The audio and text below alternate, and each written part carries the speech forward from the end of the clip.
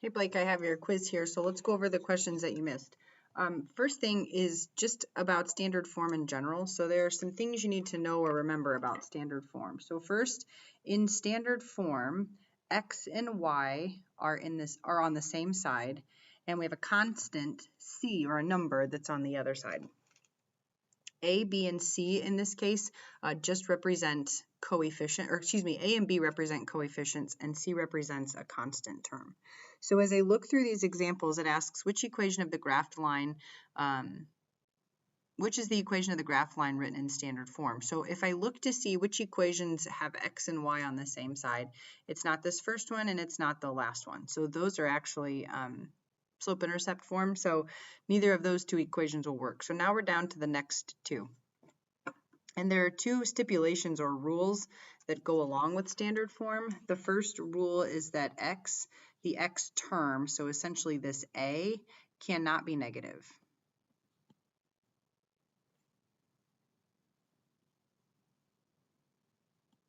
And the other stipulation is that you cannot have fractions. So anytime you have fractions, we have to clear them. So those are the two kind of really big pieces that we should have picked out from that lesson. So as I look at the answer that you chose, I see it does appear to be in standard form with x and y on the same side, but we have a fraction here and we can't have that. So really a process of elimination is just that x minus y equals 0. Question 4 asks, which is the graph of x minus y equals 1? And when I work with standard form, I teach students about calculating intercepts. So where does the graph cross the y-axis and where does the graph cross the x-axis? And it comes out of this equation. So if I do a little bit of work here off to the side, and you kind of have to be thinking opposites here. When I want to find the x-intercept, I'm going to make y 0. So I'm going to plug a 0 right in here. So then it becomes x minus 0 equals 1 or just x equals 1. That means I'm looking for the graph that crosses the x-axis at positive 1. So it happens here and it also happens here. Okay, so that rules out this one and it rules out this one. Now I'm going to need to find the y-intercept. I don't know if it's positive 1 or negative 1. So now when I want to find the y-intercept, I'm going to make x 0. So now I'm going to take this equation again, the same equation we were given in the problem. I'm going to put a 0 in place of x. 0 minus y is just negative y. And I do have to get rid of that negative, or it's really a negative 1 that's in front of the y. So I'm going to divide both sides by negative 1. That's going to cancel out those negatives. And I get y equals negative 1. So now I'm looking for the graph that has the y-intercept graphed at negative 1, and it's that third option there. Question 5, what's the equation of the graphed line written in standard form? So again, it's not the second one, that's slope-intercept, or excuse me, the third one, and it's not the fourth one, also slope-intercept. Only options 1 and 2, or A and B, are accurate in this form, AX plus BY equals C. I don't have fractions in either. I don't have a negative x term in either. We don't really have much difference other than that 4 behind the equal sign. So now we're going to just take that first equation and we're going to try to calculate the x and y intercepts. You can see the x-intercept here is 2 and the y-intercept here is negative 4. So which one is going to give us that? So if I do the x-intercept, again, I'm going to plug 0 in for y.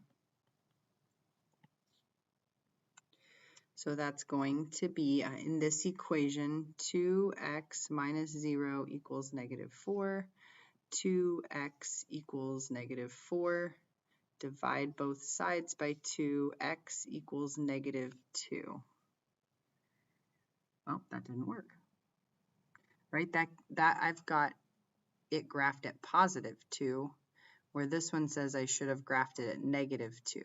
So it's not the first option. If you also tried to calculate the y-intercept for that graph, you would see that you would get, let's see, negative y equals negative 4. You'd get y equals 4 when y equals negative 4. So again, calculating the intercepts is what helps you graph standard equations of lines that are in standard form very quickly.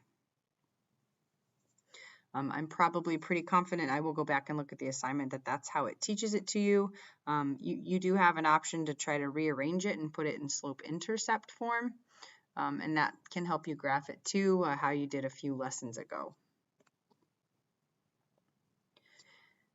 Helene graphed the equation. What was the slope? Okay, so here you can't just pluck the number in front of x because this equation is all in the wrong order. If you have an equation that's in standard form, we have to get it into slope-intercept form. So that's the y equals mx plus b. Remember, only point slope form and slope-intercept form tell you what the slope is. In standard form, you can't just pluck the number off the x, which is what we will do in a moment when we have it rearranged. So you have to rearrange. 12x minus 4y equals 3. So I'm going to get the x term on the other side. So I'm going to subtract 12x from both sides. Bring down the negative 4y. Watch your signs. I like to put the x term first since it's mx plus b. I can't combine those two terms. They're not like terms. So just negative 12x plus 3. And I'm going to divide everything by negative 4 to get the y by itself. Negative 12 divided by negative 4 is positive 3. I don't even really care so much about what this is because this was the answer I'm trying to find is what's the slope. This just ends up being negative 3/4 or negative 0.75, but there is your answer there of 3.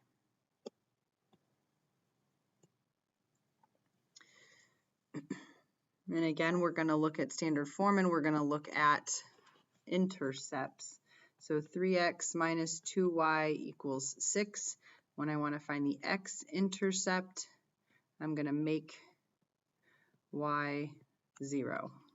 So I'm putting a 0 in here. So I have 3x minus 2 times 0 equals 6. 2 times 0 is just 0. So I end up with 3x minus 0 equals 6. And 3x minus 0 is just 3x. Now students really start taking shortcuts. They recognize when I put a 0 in for y, this entire term here just goes away. It's not even there. I just have 3x.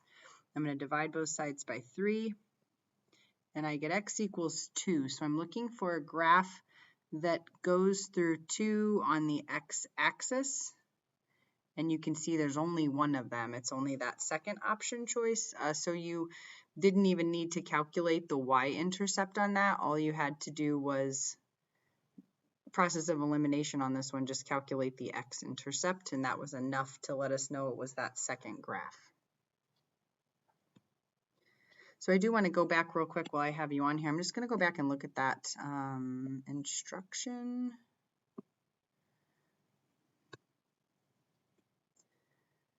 I want to see if they talk about, yes, they do find intercepts. So that's exactly how this should be done. It's the fastest way to do it. They're doing that same thing over here with this table, right? They're finding the x-intercept. It says let y equal 0. You're essentially plugging 0 in for y. This whole term kind of goes away. 5x equals 30, so we get x equals 6. Okay, just wanted to make sure they were doing that the right way. Let me know if you have any other questions. You do have another attempt on that quiz, so let me know if you need more help. I've got lots of my own videos on this kind of stuff. There's some pretty good Khan Academy. I know that's a program your mom was having you get into to try to help supplement some of this algebra material. So again, reach out if you have any questions.